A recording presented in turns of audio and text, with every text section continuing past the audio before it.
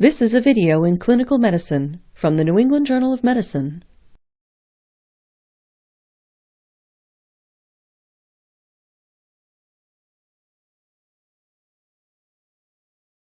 The insertion of a pleural chest tube is often done in a setting where immediate action is required. Nonetheless, adherence to sterility, analgesia, sound technique, and safety are always warranted.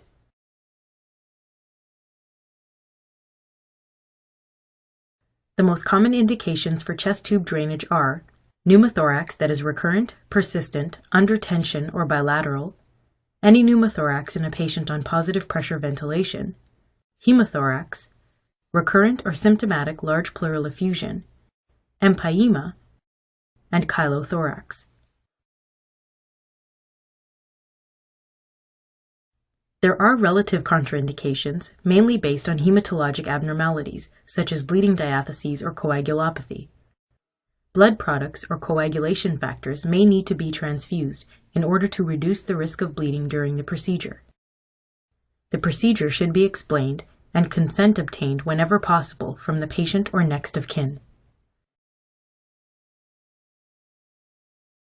A chest X-ray should be performed when possible prior to the chest tube insertion. Sterilized and fully prepared chest tube trays are often available in the hospital.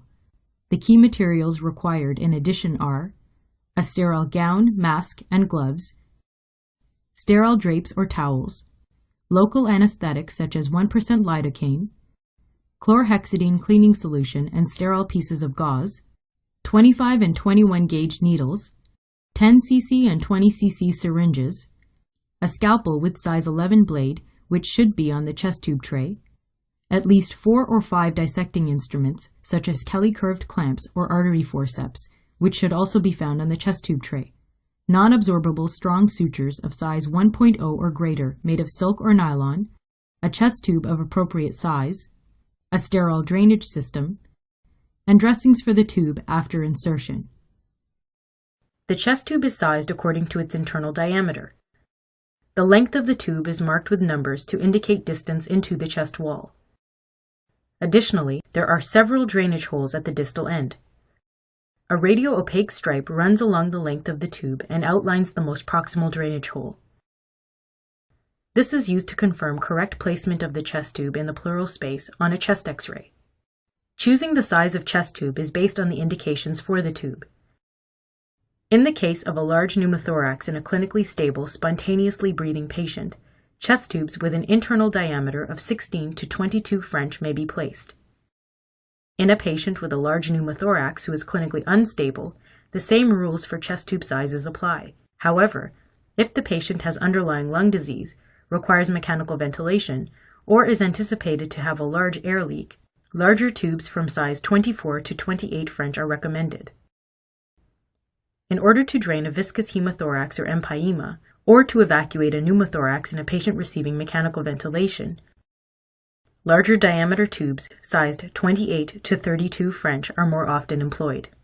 Newer evidence favors the insertion of smaller sized 10 to 14 French catheters, or pigtail drains, for the drainage of pneumothoraces in clinically stable patients, and for malignant pleural effusions.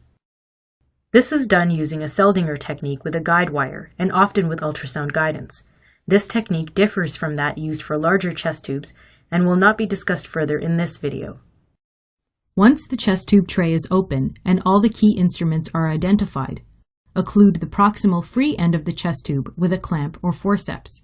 Next, with another clamp or forceps, grasp the distal end of the tube. This will aid in passing the tube through the tract. The patient should be positioned either supine or in the semi-recumbent position.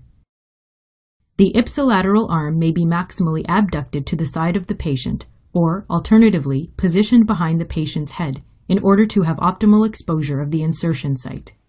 The ideal location for the placement of a chest tube is in the triangle of safety, the anatomical region defined by the lateral border of the pectoralis major muscle anteriorly, the mid-axillary line posteriorly, which is also the anterior aspect of the latissimus dorsi, the apex just below the axilla, and the horizontal level of the nipple inferiorly. The nipple line may be an unreliable landmark for female patients due to breast tissue. To help with landmarking, remember that the triangle of safety should approximately lie between the 4th and 5th intercostal space in the anterior axillary line. Start your landmarking by localizing the clavicle. Next, count the rib numbers as your fingers traverse down the anterior chest wall. Once the correct intercostal space is found, move your hand along the space laterally towards the anterior axillary line. The incision will be made here. The chest tube will actually be inserted 1 interspace above this point. Mark the incision spot with the imprint of the back of a needle or a pen marking. Once full barrier precautions are employed, use the chlorhexidine cleaning solution and sterile gauze to create a large sterile field on the patient's skin. Cover the field with sterile drapes so that only the procedure site is exposed. Adequate analgesia is a very important step in this procedure, as chest tube insertions can often be very painful for the patient. The skin, subcutaneous tissues, deeper tissue layers, parietal pleura, and periosteal surface of the rib below the intended insertion site must be generously anesthetized. Using the smallest gauge needle, create a wheel of anesthetic in the skin overlying the landmark spot. Using the larger needle, anesthetize the subcutaneous skin layers through the wheel, aspirating as the needle moves deeper. Anesthetize the periosteum of the rib that lies below the intercostal space where the tube will be inserted. Once the parietal pleura is encountered, a flash of pleural fluid will fill the syringe if a pleural collection is being evacuated. If a pneumothorax is being drained, the syringe may only fill with air as the needle enters the pleural space. Withdraw the needle, aspirating along the entire path.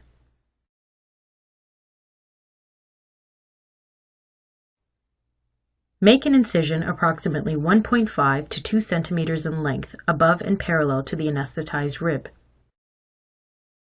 Introduce the curved dissecting instrument, such as a Kelly clamp, into the incision.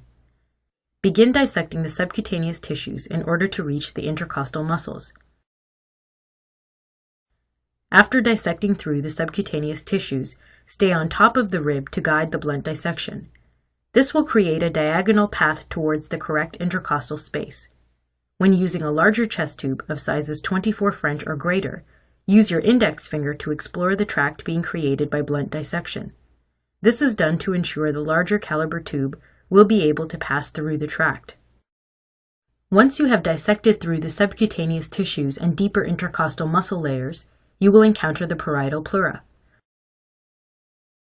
Push the clamp gently through the parietal pleura. The entry into the pleural space through the parietal pleura is felt as a give or a sudden release of resistance. Alternatively, you may use your finger to penetrate through to the pleural space. Once the pleural space is entered, use your index finger to ensure the lung is not adherent to the chest wall, which may impede passage of the tube into the pleural space. Often, pleural fluid will trickle out through the tract, further confirming entry into the pleural space. Pass the tube through the incision, unclamp the jaws of the Kelly, and then direct the tube through the tract slowly, using your finger as a guide. If the tube is meant to evacuate a pneumothorax, aim it apically towards the top of the lung. If the indication is to drain fluid, aim it basally towards the bottom of the lung. Make note of the depth the tube has passed by keeping track of the numerical markings on the side of the tube.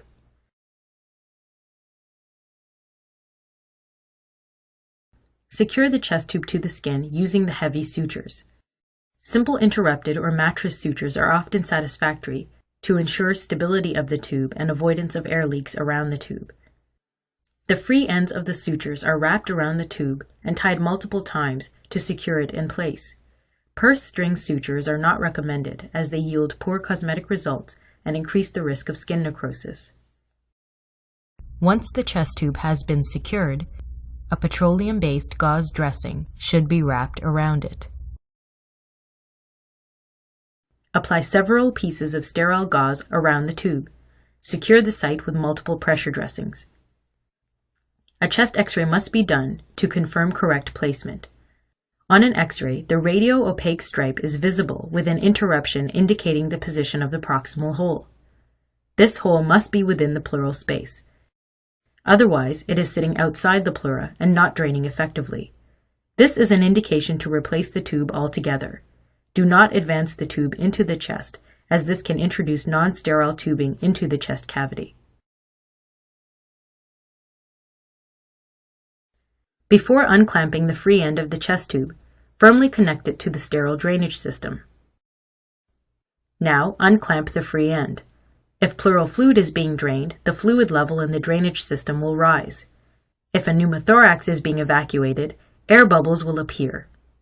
Do not reclamp the chest tube while there is bubbling. This may lead to recollection of a pneumothorax and may even result in a tension pneumothorax. Most commercially available drainage systems use the 3-bottle model of closed drainage and suction. The most important bottle is the underwater seal, which serves as a one-way valve that allows air and fluid to leave the pleural cavity without the risk of re-entry during inspiration.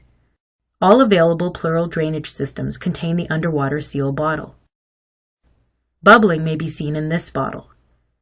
This will indicate whether there is an ongoing air leak either from the patient or from the system itself.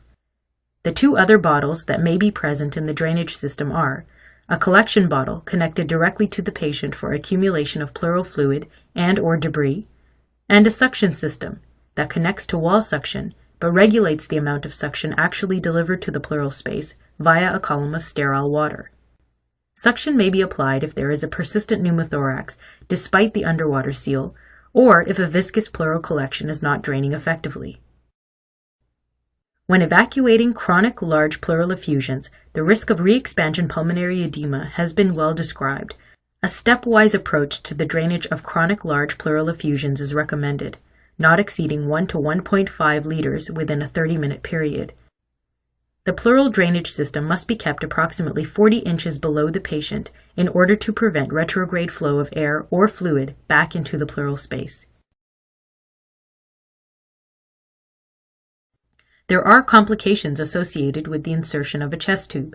These include bleeding and hemothorax, traumatic perforation of the lung, heart chambers, diaphragm, or intra-abdominal organs, intercostal neuralgia due to trauma of the intercostal neurovascular bundle, intermittent blocking of the tube with clot or debris, subcutaneous emphysema, re-expansion pulmonary edema due to more than 1 to 1.5 liters of fluid drainage in less than 30 minutes, infection of the drain site, and empyema.